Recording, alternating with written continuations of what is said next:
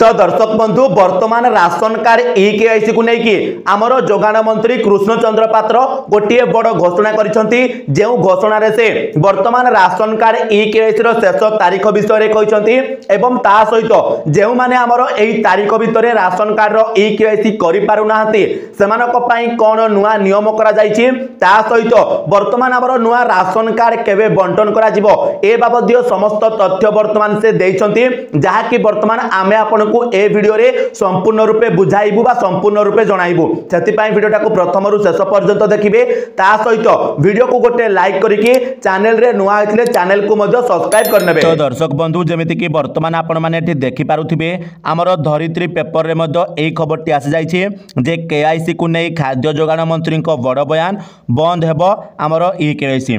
तो कौन रही संपूर्ण खबरटी चलतु बर्तमान जानिबा। तो देखो दर्शक बंधु एठी आपनकर लेखा जाइछि ई-केवाईसी नहीं खाद्य जोगाण मंत्री कृष्णचंद्र पात्र रविवार बड़ सूचना देइछंती। मंत्री पात्र कहिछंती शेष लोकर ई-केवाईसी न हेबा जाए यह बंद हेबो नाही। पाखापाखि 3.5 कोटी लोकंक ई-केवाईसी हेबो 2 कोटी लोकंक ई-केवाईसी सरीछि आउ 1.5 कोटी लोकंक हेबो एथिपाई मासे 1.5 मासर समय लागि पारे बोली मंत्री कहिछंती।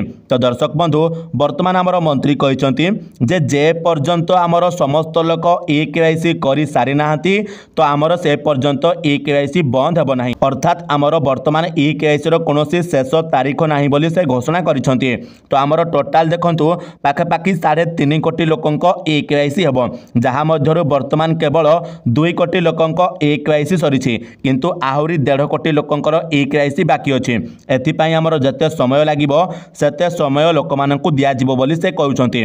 तापरे देखंतु से आहुरी कोन कहउछंती ना ई-केवाईसी होई सारला परे केते फॉल्स कार्ड थिला जणा पड़िबो बोली कहउछंती। निश्चित आमे समानकु काटिबो योग्य हिताधिकारी को कार्ड देबो बोली दृढ़ोक्ति प्रकाश करिसंती।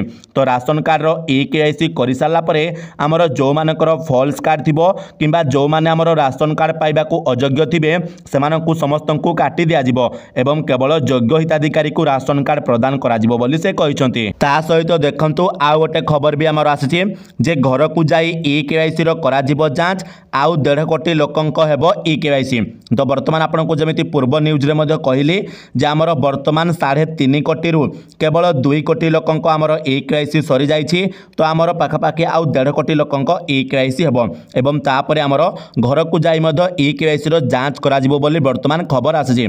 तो एई खबरटा को भी आपण माने निश्चित भाबरे टिके सुनंतु ई-केवाईसी पंजीकरण सरीबा परे खाउटी को नुआ राशन कार्ड बटा जिवो। रविवार खाद्य जोगाण और खाउटी कल्याण मंत्री कृष्णचंद्र पात्र एई सूचना देइछंती। मंत्री श्री पात्र कहिछंती पाखापाखि 3.5 कोटी लोकंक ई-केवाईसी पंजीकरण हेबो एबे सुधा 2 कोटी लोकंक ई-केवाईसी सरी जाइछि।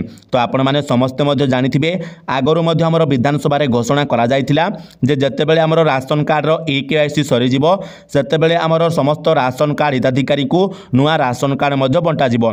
तो एहा मध्ये आउ से कोन कहिसंती ना आउ मासे मध्ये अवशिष्ट लोकंक ई-केवाईसी करा जिवो एही प्रक्रिया सरीबा परे जांच करा जाई अयोग्य कार्डधारी को हटा जिवो जोटा कि मो पूर्व न्यूज रे मध्ये आपण मानकु कहिली केवल योग्य खाउटी को बछा जाई सेमानकु नुआ राशन कार्ड मिलिबो जेउ माने ई-केवाईसी करि नाहंती सेमानकर जांच करा जाई स्वतंत्र टीम घर बुली संपृक्त व्यक्ति काहे कि ई-केवाईसी करि नाहंती ताको अनुध्यान करा जिवो कोनोसी परिस्थिति रे राशन जोगाण बंद हेबो नाही।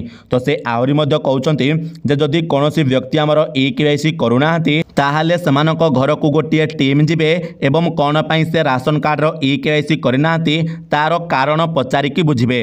तो एइटा वर्तमान सरकार क तरफरु गोटिए नुआ घोषणा मध्ये करा जायछि। तापरे देखंतु से आउरी कोन कहिसंती ना हमर कोनोसी परिस्थिति रे भी राशन जोगाण बंद हेबो नाही बोली से कहउचंती शेष लोकर ई-केवाईसी न सरीबा जाए एहा चालिबो बोली जोगाण मंत्री सूचना दैछंती। तो आपण मानकर राशन कार्ड रे जहा सब जिनिस मिलुछि आपनकर चाउल गहम किरोसिन जहा भी मिलुछि ताहा वर्तमान आपण मानकर बंद हेबो नाही ताहा जेमिति दिया जालिछि सेमिति दिया चालिथिबो जतेबेले आपनकर ई-केवाईसी सरीबो सेतेबेले आपनकर योग्य हिताधिकारी को बछा जिवो एवं ता परठु केवल आपण मानकर योग्य हिताधिकारी को राशन कार्ड रो सुविधा सुविधा मिलिबो। तापरे देखंतु हमर आउ कोन सूचना रहिछि राज्य रे 2016-17 रु ए पर्यंत 16,27,920 टी कार्ड को भूत और अयोग्य कार्ड भाबे घोषणा करबा सह ताकू बाद दिया जाइछि। सेथि मध्यर मृत्यु पर भी बहुत अधिकारी नाम रे कार्ड रहिथिला जहा को भूत कार्ड कहा जाउथिला। एही कार्ड रे आसुथिबा राशन बाटमरणा हेउथिला सेगुडी को कड़ाकड़ी भाबे जांच करी एबे काटी दिया जाउछि। अयोग्य हिताधिकारी को काटिबा परे खाली पड़ुथिबा स्थान रे नुआ हिताधिकारी को जोड़ा जिवो। सेमानंको नुआ राशन कार्ड मध्य प्रदान करा जिवो। प्रति कार्ड रे जोड़ा होइथिबा परिवार रो समस्त सदस्यंकर आधार युक्त ई-केवाईसी करा जिवो जहा जोगाण प्रक्रिया को स्वच्छ करिवो बोली जोगाण मंत्री श्री पात्र उल्लेख करिसंती।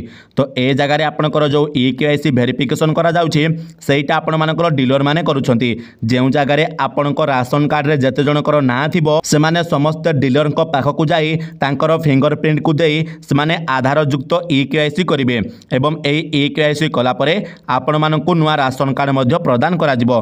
तो किछि एभली वर्तमान सूचना रहिछि। तो वर्तमान आपण माने ए जगह रे बुझी गले जे हमर सरकार बा हमर मंत्री वर्तमान कहउछंती जे राशन कार्ड ई-केवाईसी रो कोनोसी शेष तारीख नाही। जे पर्यंत समस्ते हमर राशन कार्ड रो ई-केवाईसी करि नाहंती से पर्यंत आपनकर राशन कार्ड रो ई-केवाईसी चलिबो।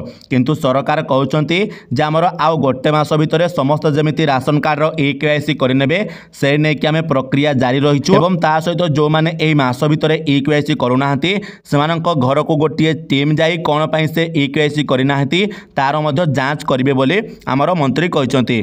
ता सहित हमर ई-केवाईसी हला परे आपण मानकर केवल योग्य हिताधिकारी को नुआ राशन कार्ड दिया जिवो एवं सेमानकु राशन कार्ड रो समस्त सुविधा मध्य प्रदान करा जिवो। तो दर्शक बंधु वर्तमान आशा करूछि आपण माने संपूर्ण रूपे बुझि जाइथिबे जे हमर राशन कार्ड ई-केवाईसी रो शेष तारीख केबे रहिछि एवं जेउ माने वर्तमान एई तारीख भितरे राशन कार्ड रो ई-केवाईसी करि पारु नाहंती सेमानक पई सरकार कोन सुविधा रखिसंती ता सहित आपण मानकर नुआ राशन कार्ड केबे बंटन करा जिवो।